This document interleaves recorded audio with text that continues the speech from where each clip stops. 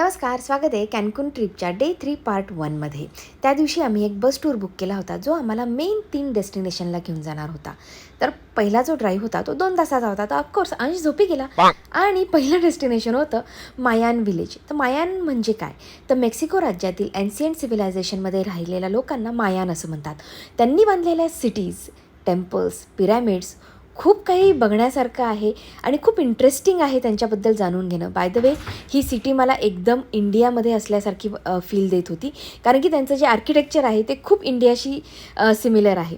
आमचं दुसरं डेस्टिनेशन होतं सिनोटी. हे एक नॅचरली मेड सिंकहोल आहे, जे मायान लोकांच्या संस्कृतीमध्ये खूप पवित्र मानलं जातं. तुम्ही तिथे स्विम करू शकता, डाईव्ह करू शकता. तर ऑफकोर्स दादांनी आणि महेशनी तिथे डाईव्ह केलेलं, अंशनी स्विम केलेलं. तो थोडा घाबरत होता, पाणी जास्त डीप होतं, पण याचा एक डिटेल व्हिडिओ येईल, त्यावेळेस मी हे सगळं डिटेलमध्ये दाखवेनच. So stay tune.